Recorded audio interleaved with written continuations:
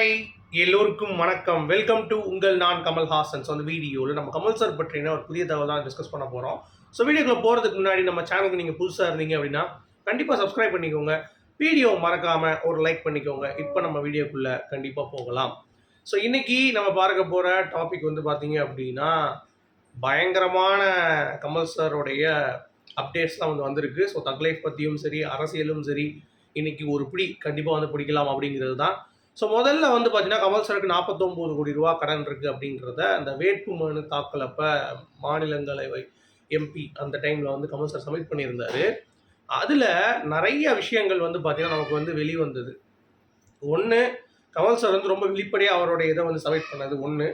ரெண்டாவது வந்து பார்த்தீங்க அப்படின்னா ஒரு பெரிய இம்பேக்ட் வந்து கிரியேட் ஆச்சு. என்னடா அது இவ்வளோ கடனில் இருக்கார், எப்படி இவ்வளோ வருஷம் சினிமாவில் இருக்கார் அப்படிங்கிறது ஒரு பக்கம் இருந்தாலும் அந்த கடனை வச்சுக்கிட்டு மக்கள் நீதி மையத்திலேருந்து இப்போ ஒரு அறிக்கை வந்து விட்டுருக்காங்க. அதில் வந்து பார்த்தீங்கன்னா சிம்பிளான ஒரு விஷயந்தான். நம்ம ஒரு படிப்பகம் அப்படின்ற மாதிரி ஒன்று கமல் சாருக்காக எல்லாரும் படிக்கணும். ஏன்னா புத்தக பரிந்துரை கமல் சார் பண்ணுறாரு.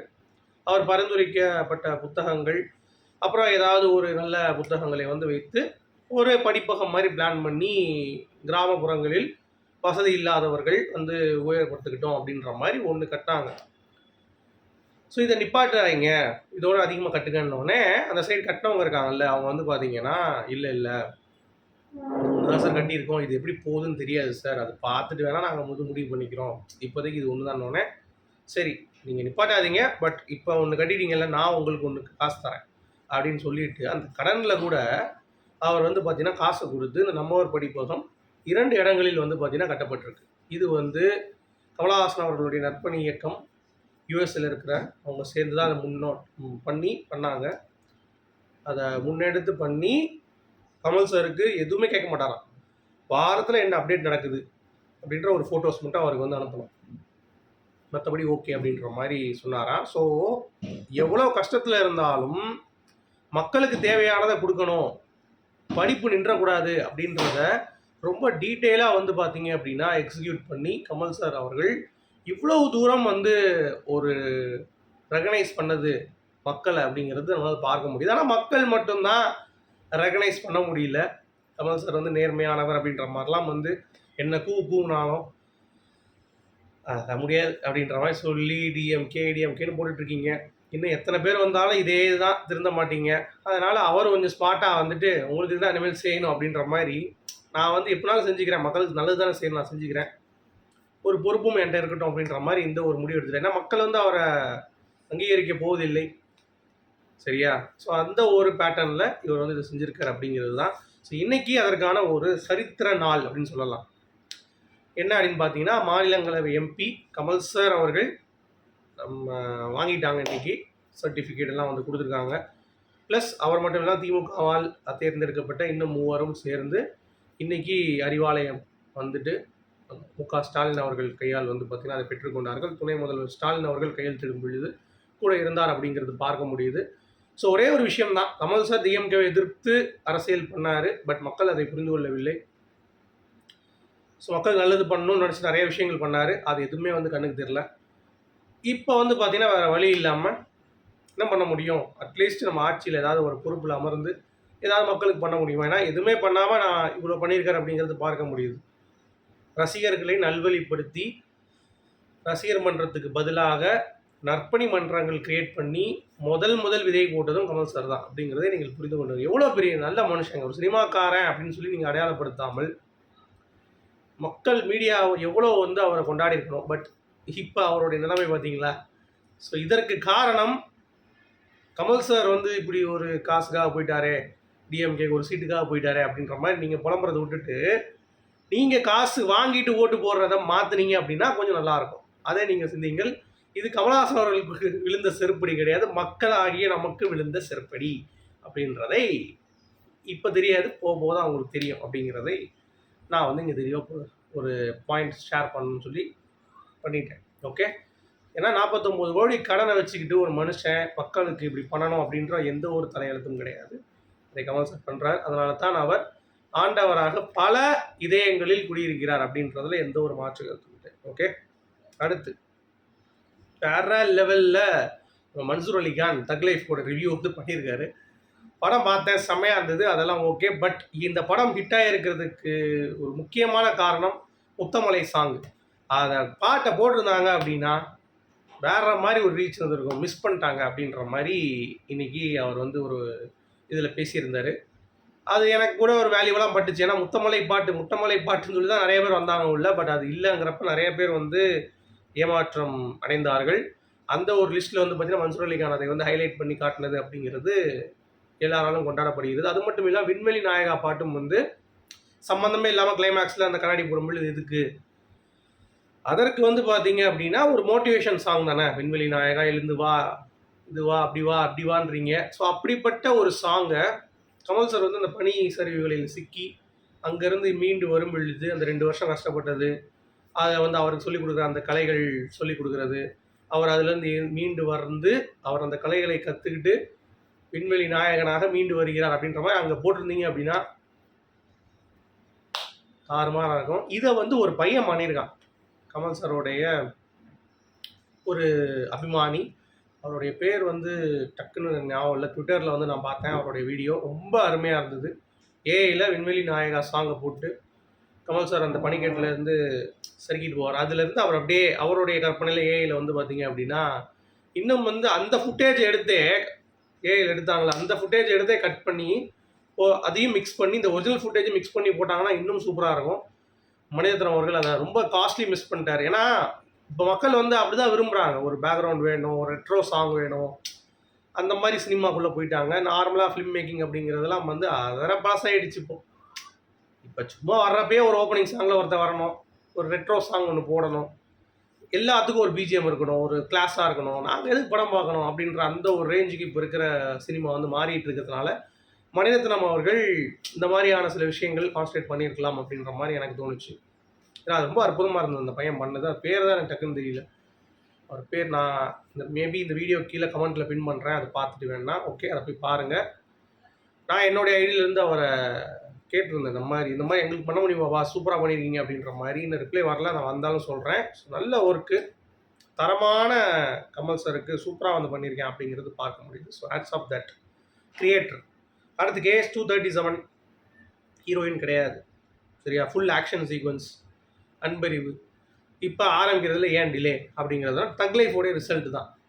இப்ப எம்பி ஆகுறாரு அந்த ஒரு வேலைகள். அடுத்து இப்ப 14ஆம் தேதி வந்து ஒரு மீட்டிங் வச்சிருக்காரு கமல் சார்.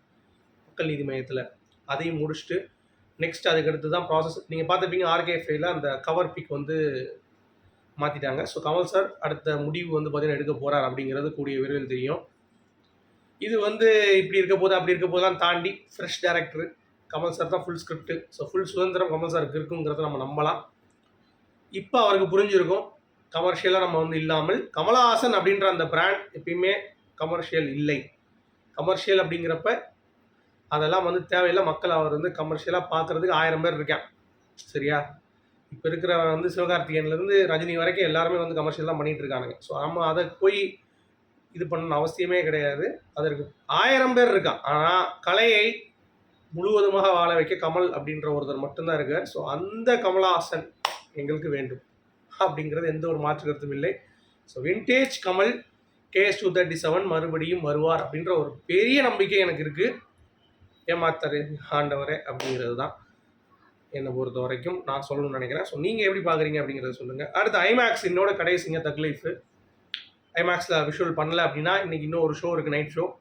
ஸோ பேலாசோவில் ஓடுது இங்கே சென்னையில். ப்ளஸ் வந்து பார்த்திங்கன்னா ஃபீனிக்ஸ் மாலில் ஓடுது. ஸோ 2 ஷோவில் ஏதாவது ஒன்று யூட்டிலைஸ் பண்ணி பார்த்துக்கோங்க. நான் பார்த்துட்டேன் ஒரு தடவை. அதனால் நல்ல எக்ஸ்பீரியன்ஸ். ஸோ பார்க்காதவங்க பார்த்துக்கோங்க. நாளிலேருந்து இன்னொரு படம் வருது அப்படின்ற மாதிரி. ஐமேக்ஸ் அது மட்டும் இல்லை 2000 ஷோ கிட்டே கேன்சல் ஆகுது. ஸோ தக் லைஃப் நான் ஏற்கனவே சொன்ன மாதிரி 150 கோடி ரூபாய், அவ்வளோதான். அதுக்கு மேலே ஒன்றும் கிடையாது. 150 வரைக்கும் தான் க்ளோஸ்ட். ஸோ டோட்டல் இன்றைக்கெலாம் வந்து பார்த்தீங்கன்னா நிலவரப்படி ஒன்றுமே இல்லை டிக்கெட்ஸ். எல்லா ஷோவுமே வந்து எனக்கு தெரிஞ்சு ஒரு 10 டிக்கெட்டு ஒரு ஷோவுக்கு அவ்வளோதான் ஃபில் ஆயிருக்கு அப்படிங்கிறது பார்க்க முடியுது.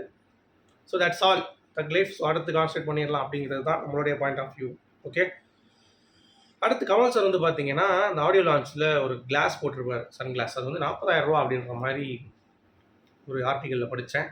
சரி இப்போ என்ன போடட்டும், அதையும் மிகைப்படுத்தி போடுறானுங்க அப்படிங்கிறதை பார்க்கும்பொழுது சிரிப்பாக வருகிறது. இல்லை அவர் காசு அவர் போடுறாரு, இதுக்கு என்னடா இது ஒரு பப்ளிசிட்டி மாதிரி வந்து பார்த்தீங்கன்னா பண்ணிகிட்டு இருக்கானுங்க. அவர் நான் ஏற்கனவே சொன்ன மாதிரி இன்றைக்கி எம்பி ஆகிட்டார் கமல் சார். ஸோ அவருக்கு புதுவுடைய ஒரு விஷயம். ஸோ அவருக்கு எல்லாத்துலேயும் வெற்றி கிடைச்ச மாதிரி இதுலேயும் வந்து பார்த்திங்கன்னா கண்டிப்பாக வெற்றி கிடைக்கும் அப்படின்றத நம்ம நம்பலாம். ஓகே. ஸோ அடுத்து முக்கியமான ஒரு அப்டேட்டு, இந்த படத்துடைய நிலவரம் என்ன? 150 கோடி நீங்கள் சொல்கிறீங்க, ஒருத்தன் என்னடா 46 கோடின்றான், ஒருத்தன் என்னடா 80 கோடின்றான், ஒருத்தன் என்னடா 106 கோடின்றான். நான் சொல்கிறேன், எதையுமே நம்பாதீங்க. ஆர்கேஎஃப்ஐ கணக்கு காட்டி ஒரு விஷயம் வந்து கொடுத்துருப்பாங்க, அது என்ன வேணால் நடக்கட்டும். இந்த படம் வந்து கிரிட்டிக்கலி போகலை, அவ்வளோதான். கமல் சாருக்கு இது வந்து படம் அமையலை, அவ்வளோதான். அடுத்த மூமெண்ட்டு போயிட்டே இருக்க வேண்டியதான். இதில் வந்து கோடி வச்சு என்ன பண்ணுறது? ஒரு வெங்காயம் கிடையாது. ஏன்னா எல்லா ஃபேக்ட்டும் வந்து பார்த்திங்கன்னா க்ளோஸ்டு தான். ஸோ நமக்கு தெரிஞ்சு ஒரு க்ரெடிபிளான வெப்சைட்டில் நம்ம பார்த்த வரைக்கும் 3 நாள் ஓப்பனிங் வச்சு நான் சொன்னது 150 crores. ஆனால் 40-30-30 அப்படிங்கிறப்ப உங்களுக்கு வந்து 70-100 வந்துருச்சு 3 daysலேயே. ஸோ இன்னும் அடுத்து ஒரு 10 நாள் படம் ஓடி இருக்குது அப்படிங்கிறப்ப ஓரளவு 150, அது அப்படி தான் என்னுடைய கால்குலேஷன். ஓகேங்களா? ஸோ அதுதான் நான் நினச்சேன். பட் இது வரைக்கும் அஃபீஷியலாக வரல எங்கேயுமே, அதுதான் வந்து ஃபேக்ட்டு.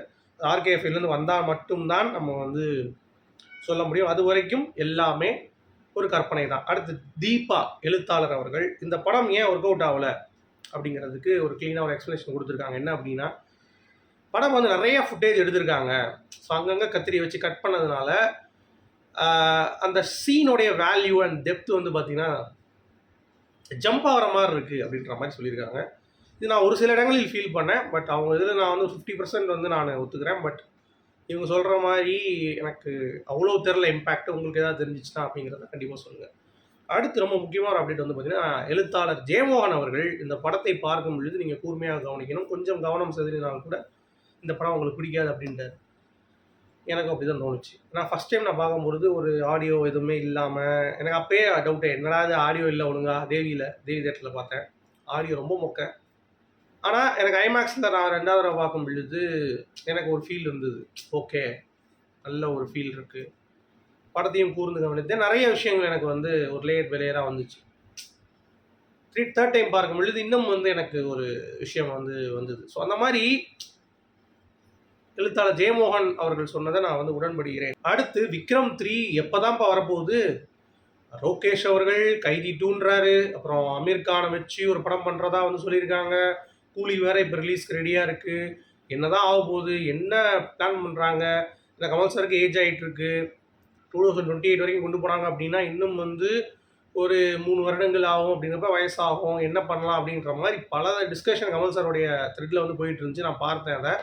என்னை பொறுத்த வரைக்கும் கமல் சாரோட ஒரு பாயிண்ட் ஆஃப் வியூவில் லோகேஷ் வந்து ஒரு பிளான் ஸ்கெட்சஸ் செம்மையாக வந்து போட்டிருக்காப்புல. கைதி 2ல் கார்த்தி வயசு சூர்யா, கமல் சார் வந்து ஒரு கேமியோவில் திருப்பி ஒரு மூடு ஏற்றி வேறு லெவலில் வந்து பார்த்தீங்கன்னா கமல் சாரை ஷோகேஸ் பண்ணுறதுக்கு லோகேஷ் அவர்கள் ஒரு ஃப்ரேம் பண்ணிகிட்ருக்காரு. அது மட்டும் இல்லாமல் கைதி 2 முடித்த பிறகு அது ஷார்ட் ஸ்பேன் ஆஃப் டைமில் தான் முடிய போகிறாங்க. அடுத்து அமீர் கானுடைய படம், அதுவும் வந்து 3-4 மாதம் தான் லோகேஷுக்கு. ஸோ முடிச்சிட்டா எனக்கு தெரிஞ்சு 2026 எண்டில், ஃபர்ஸ்ட் கேஸ் 2027 வந்து பார்த்தீங்கன்னா பண்ணிடுவாங்க. அதுக்குள்ளேயும் கமல் சார் இந்த கேஸ் 237 முடிக்கிறதுக்கே கரெக்டாக இருக்கும், பக்காவாக தான் இருக்கும். ஸோ ரொம்ப பெரிய டிலேலாம் இருக்காது அப்படின்ற மாதிரி தோணுது. அதே மாதிரி கூலியில் எல்சியூவா இல்லை அது எப்படி? ஏன்னா அமீர் கான் வேறு உள்ளே வராருன்றீங்க, அவர் சும்மா வரமாட்டார், அவருக்கு ஒரு லீடு கொடுக்கணும், என்னவா இருக்கும் அப்படின்ற மாதிரி நிறைய பேர் டவுட்டு. எனக்கும் தெரியல. ஸோ மேபி எல்சியூவா இருந்ததுன்னா மேபி விக்ரம் 3ல் ரஜினி கமல் அப்படின்ற அந்த ஒரு ஃபார்மெட்டில் லோகேஷ் அவர்கள் முடித்து வைப்பாரா அப்படிங்கிறதை பொறுத்திருந்தான் பார்க்க வேண்டும். உங்களுடைய கருத்துக்கள். மீண்டும் சந்திப்போம்.